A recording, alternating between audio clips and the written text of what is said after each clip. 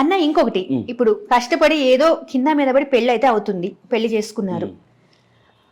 భర్తకి బాగుంటే అంటే భర్త సంపాదన బాగుంది, భార్యకి బాగా, లేదా భార్యది మంచిగా ఉంది, భార్య సంపాదిస్తుంది, భర్తకి ఎప్పుడు సంపాదన రావట్లేదో, ఏదో ప్రాబ్లమో, చిన్న గొడవ ఏదో అవుతూ ఉంది అంటే వీళ్ళ మీద ప్రభావం ఏమన్నా ఉంటుందా? వీళ్ళది ఏదైనా ప్రాబ్లం అంటే భర్తది భార్యకి, భార్యది భర్తకు ఏదన్నా ప్రభావం ఉంటుందంటారా? ఉంటుంది, ఖచ్చితంగా ఉంటుంది. నేను ఇందాక చెప్పాను కదా గురు శుక్ర దోషాలు అవే ఇవి. ఓకే. అవే ఇవి కుజుడు అవన్నీ ఇందాక మనం డిస్కస్ చేసాం కదా. ఈ గురు శుక్ర దోషాలు ఇవే. కొంతమంది చూడండి, భర్త ఖాళీగా ఉంటాడు, భార్యనే కింద మీద పడి సంపాదిస్తుంటుంది. ఇంకొన్ని కేసుల్లో భర్త ఎంత సంపాదించినా ఈవిడ ఏదో ఒకటి దాన్ని షాపింగ్ అది మొత్తం సర్వనాశనం చేసేస్తుంది. ఇక్కడ మేజర్ గా మనం అబ్జర్వ్ చేస్తే ధనం, అక్కడ డబ్బు ఎక్కువ పాత్ర వహిస్తుంది, ఇక్కడ డబ్బే. సో మీరు ఫస్ట్ కండిషన్ చూసుకోండి, భార్య సంపాదిస్తోంది, భర్త ఖాళీగా ఉన్నాడు అంటే ఈ వీని జాతకంలో, వీడంటే ఆ భర్త జాతకంలో శుక్రుడి యొక్క పొజిషన్ షడ్బలాలు చూడాల్సి ఉంటుంది. అన్ని గ్రహాల కంటే శుక్రబలం అధికంగా ఉందనుకోండి, ఫర్ ఎగ్జాంపుల్ ఇంకా వీడు ఫర్ ఎగ్జాంపుల్ ద్వితీయంలో శుక్రుడు ఉన్నా, సప్తమంలో శుక్రుడు ఉన్నా, ఉండొచ్చు మిగతా గ్రహాలు కూడా ఉండొచ్చు, బట్ ఓన్లీ శుక్రుని గురించే చెప్తున్నా.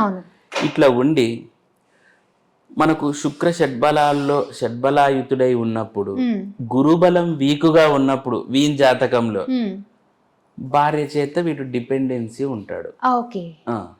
అంటే ఎందుకు శుక్రుడు ఈజ్ ఈక్వల్ టు లేడీ, గురువు ఈజ్ ఈక్వల్ టు జెంట్ ఇక్కడ. అంటే ఈయన జాతకంలో బలం లేదు గురువుకి, శుక్రబలం ఎక్కువ ఉంది. ఎస్పెషల్లీ ద్వితీయం ఉన్నాడు అనుకోండి శుక్రుడు, సమ్ టైమ్స్ వీడికి మంచి యోగమే ఉంటుంది, కానీ లేడీస్ నుంచి ఎక్కువ కలిసి వచ్చేది ఉంటుంది. అదే చతుర్థంలో శుక్రుడు ఉన్నాడు అనుకోండి,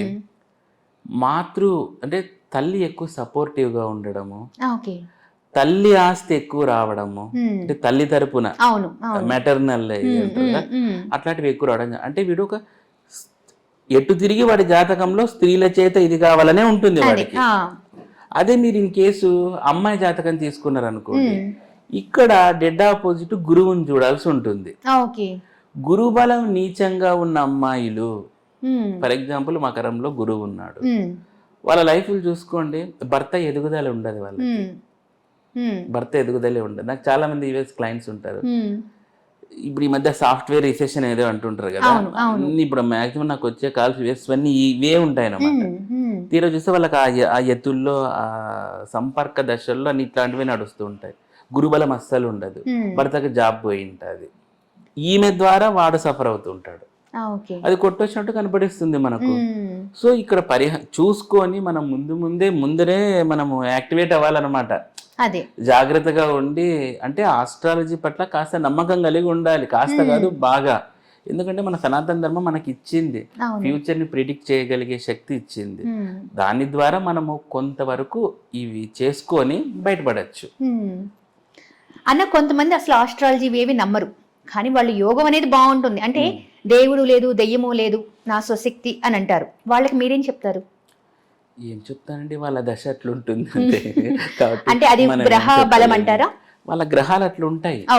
నమ్మినా నమ్మకపోయినా నాస్తికులు ఉంటారు, వాళ్ళ గ్రహాలు అట్లుంటాయి, దాన్ని ఏం చేయలేరు.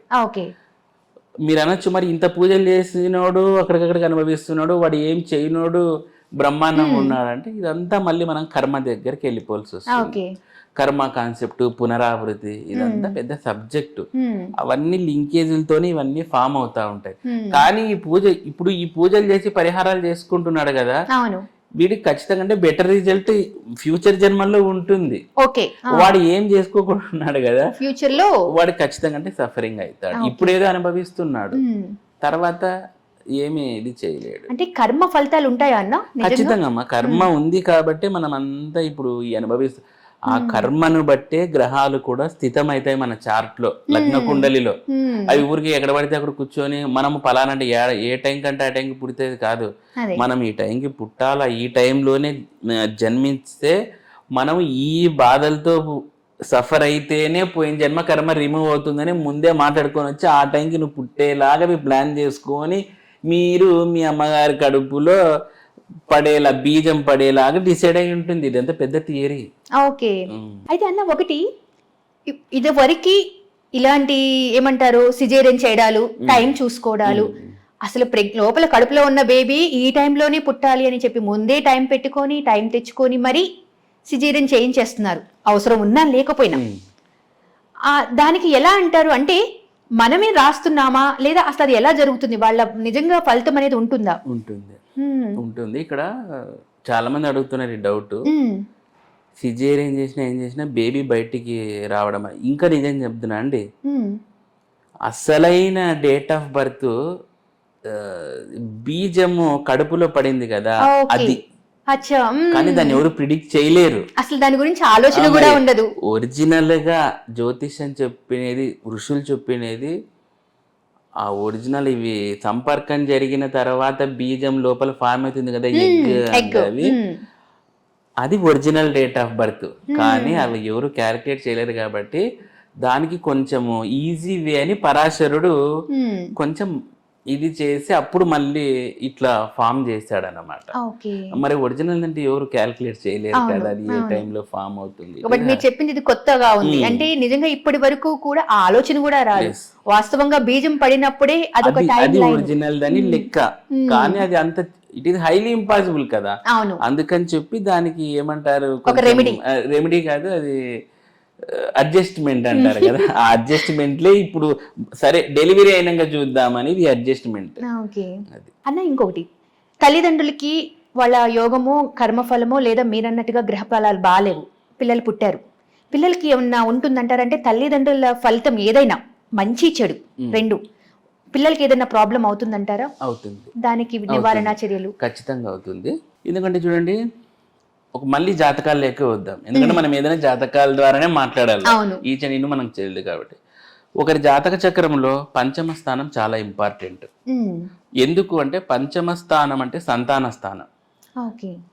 ఇప్పుడు చూడండి, కొంతమంది పిల్లలకి ఎట్లా ఎఫెక్ట్ అని అడుగుతున్నారు కదా, దానికి చెప్తా చూడండి. కొంతమంది పిల్లలు అంగవైకల్యముతో పుడతా ఉంటారు, ఈ మధ్య దివ్యాంగులు అంటారు. సో అట్లాంటి ఆ ఎత్తులు మనము కాంబినేషన్స్ చూసుకున్నప్పుడు తండ్రి జాతకంలో ఒక క్రూర గ్రహం ఆ పంచమ స్థానాన్ని లీడ్ చేయడం జరుగుతుంది. ఎస్పెషల్లీ సమ్ టైమ్స్ శని కుజులు ఉన్నప్పుడు, లగ్నానికి అస్సలు యోగకారకత్వం కానప్పుడు ఈ దివ్యాంగుల లాంటి జాతకాలు జన్మం చేసే అవకాశం ఎక్కువగా ఉంటుంది. ఫర్ ఎగ్జాంపుల్ మకర లగ్నం ఉంది, శని పంచమ స్థానంలో ఉన్నాడు, అప్పుడు పంచమ స్థానంలో ఉంటూ వక్రం చెందున్నాడు, విత్ కుజ దృష్టితోటో లేదంటే కుజ సంపర్కం కుజ యతితోటో ఉన్నాడు. అప్పుడు పుట్టే పిల్లోడు ఎముకలకి సంబంధించిన డిసీజెస్, ఎముకలకు సంబంధించి రక్తానికి సంబంధించి, కొంతమంది పిల్లలు చూసారా పుడతానే రక్తము లేదని, ఏదో ఎనీమియా ఇట్లా అయిపోయినారని, బోన్స్ బాగలేవని, కాలు వంకర టింకర, ఇది ఇవన్నీ ఈ ఎఫెక్ట్స్ ఉన్నప్పుడు ఇట్లా ఏమంటారు, ఈయన జాతకం రీత్యా మనము ఆ పుట్టబోయే పిల్లల యొక్క పరిస్థితిని కానీ మనం అనలైజ్ చేయొచ్చు. ఇది భర్త ద్వారా కాదు, భార్య ద్వారా కూడా. ఇప్పుడు ఇతని జాతకం ద్వారా వీళ్ళు ఇట్లా పుట్టినారు అంటే భార్యది కూడా కలిసే కదా. అంటే ఈ జాతకుడు ఇట్లా పుట్టాలని ఆల్రెడీ అంత డిసైడ్ అయ్యి ఉంటుంది. ఎందుకంటే ఆ పిల్లోడు అట్లా పుట్టి అట్లా సఫర్ అయ్యి కర్మను అనుభవించి బాధలు పడాలా అని చెప్పేసి ఆల్రెడీ డిసైడెడ్, ముందే డిసైడ్ అయ్యింది. కాబట్టి వీళ్ళకు పుడితే వీళ్ళ కర్మ వాళ్ళ కర్మ అందరినీ లెక్కేసి అక్కడ వేసింటాడు. సో ఇలా మనము కనిపెట్టచ్చు. అంటే ముందుగా ఏమన్నా తెలుస్తుందా అన్న? ఇప్పుడు సపోజ్ మీరు చెప్పారు వీళ్ళ జాతకం బట్టి తెలుస్తుంది. అంటే చూడండి, దీనిని అవయోగాలు అంటారు. అవయోగాలు అంటారు. ఒక జ్యోతిష్యుడి దగ్గరికి వచ్చినారనుకోండి, మనం ఒక హోరోస్కోప్ మహా అయితే ఒక 15 to 20 minutes మాట్లాడగలుగుతాం వాళ్ళతో. ఇట్లాంటి ప్రతిదీ అనలైజ్ చేయాలంటే it takes very long time, వారం కూడా పట్టచ్చు. సబ్స్క్రైబ్ చేయండి. Please do subscribe to please like, share and subscribe to top Telugu TV. Top Telugu TV.